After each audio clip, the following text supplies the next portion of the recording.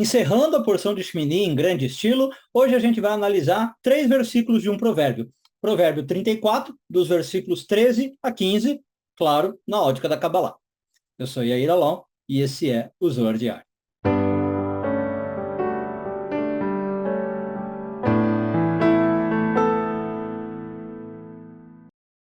Essa semana encerramos a leitura da porção de Shmini, hoje focando nos parágrafos de 98 a 100 do Zohar, nono ano de leitura.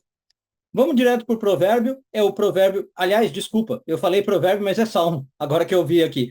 É Salmo 34, de 13 a 15, mas é que ele tem caráter de provérbio, você vai ver. Então, eu vou já ler uma tradução livre, e aí a gente interpreta.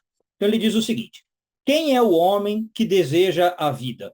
Aquele que ama os dias bons e que quer ver o bem. Depois, deixe a sua língua afastada do mal e os seus lábios longe de falar falsidades, né? De falar coisas erradas. Parta do mal, ou se afaste do mal e faça o bem. Procure a paz e a persiga. Tá? Bom, o foco da análise do Zohar, na verdade, vai ser o primeiro versículo, Salmo 34, 13. Vou dizer de novo. Quem é o homem que deseja a vida? O que ama os dias e busca o bem. O que ama os dias porque quer o bem. Então, o Zohar diz o seguinte: o que significa o homem que deseja a vida? A vida, geralmente, é o nome para aspirar de Biná, na árvore da vida. E ela também representa o jardim do Éden e o mundo vindouro, né? O famoso Olam Abá em hebraico.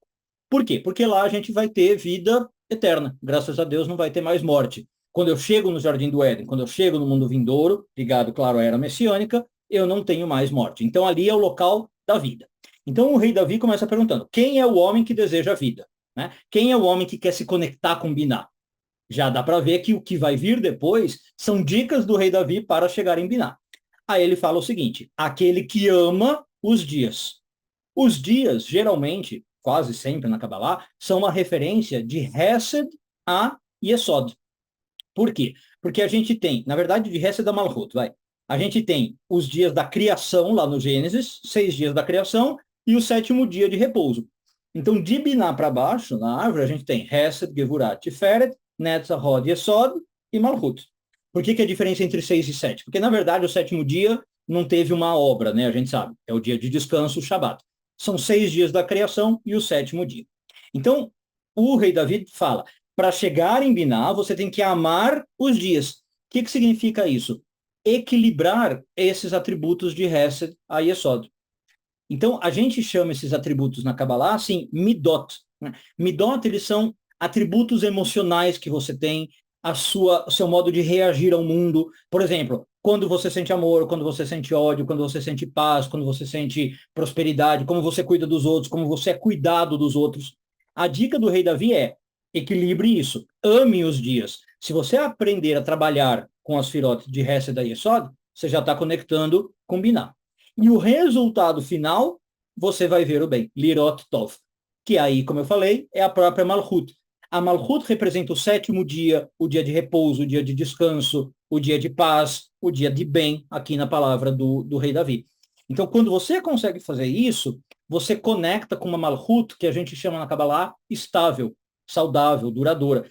Como Malchut é a sua realidade, né, a vida que você leva, o rei Davi está falando: você vai levar uma vida boa. Se você fizer esse trabalho, a sua vida vai ser boa. Agora, você poderia dizer: mas espera, eu estava querendo conectar em Biná, né? Por que agora eu conectei em Malchut? A gente sabe na Kabbalah que Malchut e Biná andam muito juntas, a ponto de Malchut ser Biná, numa outra tônica. Tá? Imagina, eu sempre falo como notas musicais, né? Você toca um dó numa escala mais baixa, numa escala mais alta. É o mesmo dó, é a mesma energia, só em escala diferente. Então, quando você conecta com Malchut e consegue fazer ela boa, quer dizer que a sua Malchut conectou com Biná. Quer dizer que você está pondo vida na sua Malchut. Tá? Bom, e se até aqui a lição já não era interessante o suficiente, o rei Davi acrescenta 2 versículos para completar. Coisas que ajudam a fazer isso, né? Você conectar, combinar, amar os dias, receber Malchut bem.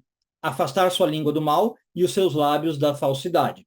Ou seja, controlar o que sai da sua boca. Até porque, sem entrar muito em detalhes, a boca é Malchut. É isso que o rei Davi está falando. Controle o que sai da sua boca, você está ajudando o Malchut.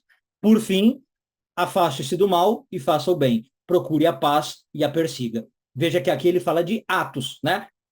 Afastar-se do mal e fazer o bem. Atos também são malhut. Então, procurar a paz e a perseguir. Então, o rei Davi está dando, no fundo, todas as dicas de como você ficar com uma malhut boa. Uma malhut saudável, estável, como eu falei, né? Ou seja, é amando os dias, é afastando sua língua do mal, afastando os lábios da falsidade, se afastando do mal, fazendo bem, procurando a paz e perseguindo. E quando você faz isso, repito, você conectou com Biná. Lá em cima, você conectou com a própria vida, com o Jardim do Éden, com o mundo vindouro, e a sua vida, então, não tem mais problemas. A sua vida não tem mais aspectos de morte, aspectos de sofrimento. Um bom dia a todos, Shabbat Shalom e tudo de bom.